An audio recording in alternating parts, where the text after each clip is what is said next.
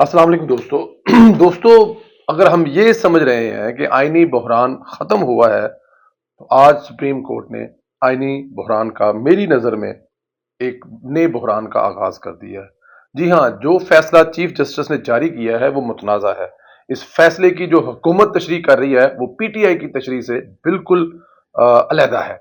उसका जो सिरे हैं वो पीटीआई जो कह रही है, हुकूमत बिल्कुल उसके बरअक्स कह रही है। तो ये मुतनाज़ा फैसला है डेफिनेट। चीफ जस्टिस ने 3-2 के तनासब से फैसला सुनाया, यानी 3 जजों ने सुप्रीम कोर्ट के अज खुद नोटिस को आईनी करार देते हुए इलेक्शन कराने का हुक्म दिया, जबकि 2 जजों जस्टिस मंसूर अली शाह, जस्टिस मंदुखेल ने अज खुद नोटिस को खारिज करने का नोट लिखा है कि ये अज खुद नोटिस बनता ही नहीं है, क्योंकि ये दायरा इख्तियार ही नहीं है। इलेक्शन करवाना सुप्रीम कोर्ट का काम नहीं है, और इलेक्शन जो इंतजामी मामलात हैं उसमें मुदाखलत करना सुप्रीम कोर्ट का काम नहीं है। ये 2 जजों ने लिखा है। आगे जाके इस पे मजीद बताते हैं। जस्टिस अतर मिनल्ला, जस्टिस अफरीदी पहले ही अज खुद नोटिस के खिलाफ नोट तहरीर कर चुके हैं। मजीद 2 जजों ने इख्तलाफी नोट लिख दिया। यू फैसले में अक्सरियत इख्तलाफ करने वाले जजों की है।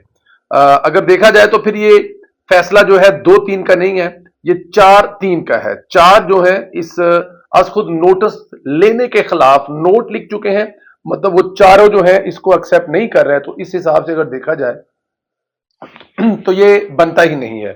लेकिन क्योंकि जाहिर है यहाँ पे जो लाडले साहब हैं उनको प्यार मोहब्बत में ये सब कुछ करना पड़ रहा है, तो इसलिए चीफ जस्टिस साहब जो हैं वो उन 2 जजेस की जिन्होंने नोट इख्तलाफी नोट लिखा है इसको मानने से इनकार किया है, उनकी नोट को कोई अहमियत ना देते हुए आगे चल रहे हैं। दोस्तों, अब हुकूमत ऐलान कर चुकी है, फैसले की तशरीह हो चुकी है, दरखास्त मुस्तरद कर दी गई है।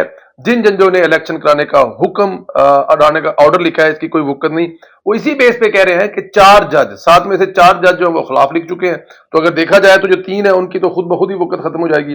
पीटीआई शोर कर रही है इलेक्शन कराए, तो सवाल यह है इलेक्शन तो हुकूमत ने ही कराने हैं। अगर आप समझते हैं कि इलेक्शन जो है वो सुप्रीम कोर्ट खुद डंडा लेके खड़ा हो जाएगा और इलेक्शन करवाएगा, ऐसा तो नहीं होगा ना। अगर पीटीआई किसी जगह पे ये समझ भी रही है, या पीटीआई को लगता है किसी जगह पे कि इलेक्शन जो है वो हुकूमत ने करवाने हैं, तो मेरे ख्याल में ये उनकी गलत फहमी है कि हुकूमत पीटीआई के हक में इलेक्शन करवाने जाएगी। 565 तरीके होंगे इलेक्शन को अपने मुकर्रा वक्त पर करवाने के, क्योंकि यहां पर भी अभी चीजें खत्म नहीं हुई। ये बात तय है कि इलेक्शन एक ही साथ होंगे, कौमी असम्बली और दोनों सूबाई असम्बलियों के इलेक्शन एक साथ होंगे। यह मुमकिन ही नहीं है कि अलग अलग चलो, क्योंकि इससे मजीद बहरान पैदा हो जाएगा, जो कि नहीं होना चाहिए। बड़ी गैर यकीनी की सूरत हाल पैदा हो जाएगी इस तरह मेरे ख्याल में। और दूसरी बात यह है कि जो भंगड़े डाले जा रहे हैं ना पीटीआई की तरफ से, वो बड़ा मठियाई मेरे ख्याल में जल्दी में खा गए हैं। उन्होंने वो अक्सर कहा करता था कि नून लीग ने इलेक्शन ही पढ़ा, यहां पे मुझे लगता है पढ़ा इलेक्शन जो सुप्रीम कोर्ट का डिसीजन है वो पढ़ा पीटीआई ने भी है। वहां पर क्या लिखा, उन्होंने कहा जी कि जो सूबाई असम्बलियां हैं वो इलेक्शन कमीशन के साथ मिलकर मुशावरत कराएंगी। 90 रोज में इलेक्शन अगर नहीं हो सकते, अगर मुमकिन नहीं है, इसमें कुछ मसले मसाइल है, जिसमें सिक्योरिटी के मसाइल है, जिसमें फाइनेंशियल मसाइल है, जिसमें अभी मरदमशुमारी जो कि इमरान खान साहब खुद एक उस वक्त की अपोजिशन के लिए गड़ा खोद कर गए थे, अब वो उनके सामने खुद गड़ा खोदा हुआ नजर आ रहा है उनको। वो खुद ये फैसला करके गए, खुद कानून बना गए थे कि नई मरदमशुमारी डिजिटल होगी तो उसके बाद इलेक्शन होंगे। तो ये सारे मसाइल की वजह से अगर 90 रोज में इलेक्शन नहीं आते सुप्रीम कोर्ट के सो कॉल्ड फैसले के मुताबिक, तो फिर सूबाई हुकूमतों के गवर्नर और इलेक्शन कमीशन बैठकर मिलकर फैसला करके तारीख देंगे।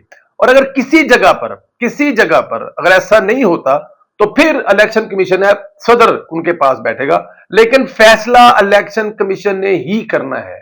यह सुप्रीम कोर्ट का हुक्म नहीं है कि कल इलेक्शन करवाया जाए। ये उन्होंने कोशिश की है, मेरे ख्याल में ये कोशिश जो है ना, मैं आगे जाके बताता हूं कि इस कोशिश को क्या किया गया, लेकिन यहां पे भंगड़े पाने वाली गल जी है ना वो कोई नहीं हैगी।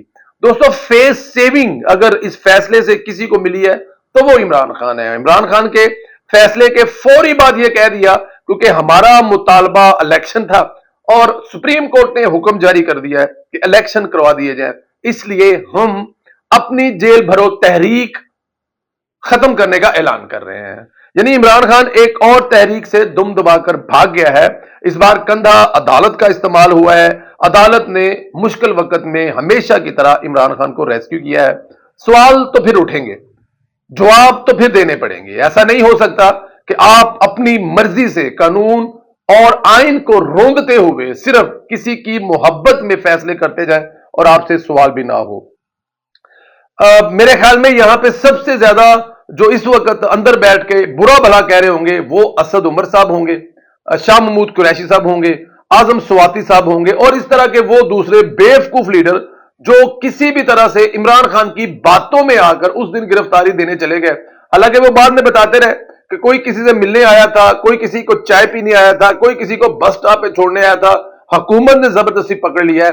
لیکن وہ اندر بیٹھے عمران خان کو ضرور برا بھلا کہہ رہے ہوں گے کہ ہم اندر بٹھا کر 1 مہینے کے لیے ہمیں اندر اریسٹ کروا کر خود عمران خان صاحب نے بعد میں ایک تو خود اندر آنے سے انکار کر دیا پہلے دن سے ہی, اور دوسرا انہوں نے مزید گرفتاریاں دینے سے بھی روک دیا.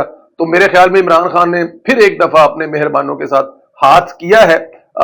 اس میں کوئی شک نہیں ہے, عدالت نے عمران خان کو فیس سیونگ کرنے کے لیے بہترین موقع دیا ہے, اور جس سے عمران خان نے ودن 1 سیکنڈ انجوائے کرتے ہوئے کیا ہے. رانا ثناءاللہ نے دھواں دار اعلان کیا ہے کہ عمران خان کو عدالتوں پر حملے کیس میں گرفتار کریں گے. اللہ کرے ایسا ہو جی رانا صاحب, آپ گرفتار کریں. لیکن کیونکہ آپ اکثر بعد میں کہہ دیتے ہیں کیونکہ مجھے اجازت نہیں مل رہی اس لیے میں گرفتار نہیں کر رہا, اب ہم بھی آپ کی ان اعلانات کو ذرا شک و شہبات کی نظر سے دیکھتے ہیں. آپ کی لاکھ مجبوریاں ہو سکتی ہیں, سیاسی فائدے کے لیے یہ بیان دینا آپ کے حق میں جا سکتا ہے, لیکن جب آپ گرفتار نہیں کرتے تو پھر مسئلے مسائل تھوڑے سے بڑھ جاتے ہیں.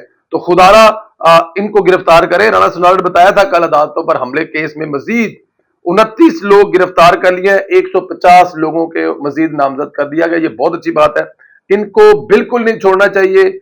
یہ نہیں ہونا چاہیے. وہ ویڈیو آپ نے دیکھی ہوگی جس میں پی ٹی آئی کے ایک ممبر پولیس والے کو, میرا خیال ہے ایسا تو ایسی اسٹیٹوں میں بھی نہیں ہوتا جسے ہم بنانا ریپبلک اسٹیٹ کہتے ہیں, کیونکہ پولیس پر ہاتھ اٹھانا شاید پاکستان تحریک انصاف کے لوگوں کو ہی اس کی اجازت ہے, اور کوئی ایسا کام نہیں کر سکتا. اس سے پہلے مسلم لیگ نون کے بڑے لیڈر پیشیاں بھی بھگتے رہے ہیں, جیلوں میں بھی جاتے ہیں, لیکن آج تک پولیس کے ساتھ کسی نے بدتمیزی نہیں کی. لیکن کیونکہ یہ جو خصوصی رعایت ہے یہ صرف عمران خان کو ہے, اس لیے اس کے فالوور جو ہیں وہ بھی عمران خان کے نقش قدم پر چلتے ہیں. اتحادیوں نے مشاورت بڑھا دی ہے. وزیر اعظم میاں محمد شہباز شریف نے لندن میں نواز شریف صاحب سے رابطہ کیا ہے. موجودہ سیاسی اور عدالتی صورتحال پر مشاورت کی گئی ہے. خبر ہے کہ متنازع ججوں کے احتساب کا مزید مطالبہ کیا جائے گا. کچھ تفصیلات عوام کے سامنے لانے کا فیصلہ ہوا ہے. یہ بھی موقف اپنایا جائے گا کہ عدلیہ نے اپنے متنازع ججوں کا احتساب کرنے کے بعد مطالبہ کیا گیا تھا کہ جی ججوں کا جو احتساب ہونا چاہیے, تو عدلیہ نے دیکھا جی یہ تو ہماری طرف آ رہے ہیں, تو عدلیہ نے نان ایشو پر زیادہ توجہ دینی شروع کر دی ہے تاکہ ادھر بیزی کر دے, تو یہ جو ہمارے احتساب والا معاملہ ہے نا وہ ذرا تھوڑا سا ڈاؤن ہو جائے. لیکن میرا خیال میں ایسا ہوتا ہوا نظر آ نہیں رہا. احتساب والی یہ جو بات اٹھی ہے, ججوں کے بنگلے, ججوں کے گھر, ججوں کی شادیوں, ججوں کے بیٹوں اور بیٹیوں کی شادیوں پر کروڑوں روپے کے خرچے ہندوستان سے جوڑے, اور اس کے علاوہ پتہ نہیں اور کیا کیا بنگلے, محل, پلاٹ, یہ ساری چیزیں جو پروٹوکول 5-5-6-6 لاکھ تنخواہ میں جو یہ مزے کر رہے ہیں سیاستدانوں کی طرح, ان کا بھی احتساب نیب کی طرف جانا چاہیے. تو اس کے بعد ان لوگوں نے ایسے نان ایشوز کو اٹھانا شروع کر دیا ہے جس سے نظر یہ آ رہا ہے کہ توجہ ہٹاؤ پروگرام چل رہا ہے. ایک بہت بڑی خبر اور ہے, اور وہ خبر جو ہے وہ عمران خان کے طوطے کی ہے, اور اس طوطا جس میں عمران خان اور بشرا بی بی کی جان اڑی ہوئی ہے. جی, فرح گوگی کو پاکستان لانے کے لیے انٹرپول سے رابطہ کرنے کا فیصلہ ہو چکا ہے. فرح گوگی کو پاکستان لانے کے لیے انٹرپول کے رابطے سے فیصلے سے وزارت داخلہ سے اجازت مانگ لی گئی ہے. مطلب اس بار سیریس ہیں کہ فرح گوگی کو پاکستان لے کے آنا ہے, کیونکہ وہ گواہ ہے بہت بڑی. عثمان بزدار صاحب آلریڈی پاکستان میں ہے, وہ کہیں ان کو بھاگنے نہیں دیا جا رہا. تو فرح گوگی صاحب ابھی اگر آ جائیں گی تو ان سے جو آپ کو انفارمیشن ملیں گی عمران خان صاحب, خاص طور پر سابق خاتون اول بشرا بی بی کے حوالے سے, وہ میرے خیال میں عمران خان کے لیے کافی مشکل ہو جائے گا. فرحت شہزادی کو اشتہاری قرار دینے کے لیے عدالت سے ریڈ وارنٹ حاصل کیے جائیں گے. فرحت شہزادی کے خلاف اسٹیٹ بینک کی ہدایت پر اینٹی منی لانڈرنگ ایکٹ کے تحت مقدمہ درج ہے. ان کے اکاؤنٹ سے غیر معمولی ٹرانزیکشن ہوئی, کوئی ایک ٹرانزیکشن تو ہوئی نہیں ہے. اگر ان کو آپ لے جائیں واپس شیخوپورہ سے, جب یہ لاہور آئی تھی اور हॉकी खेलती थी, उस वक्त से शुरू कर ले तो आपको पता लग जाएगा। एक कमरे में 4 लड़कियां रहने वाली, बल्कि शायद किसी और के साथ रहने वाले, बाद में इस तरह अरबों रुपए के मालिक बन जाएं।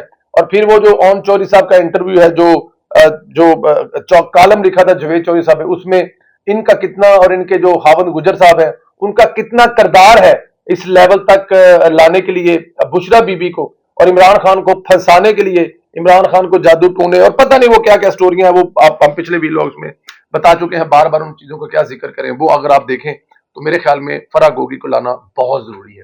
दोस्तों, अगले वीलॉग में फिर मुलाकात होगी। अपना ख्याल रखें, इजाजत दें, खुदा हाफिज।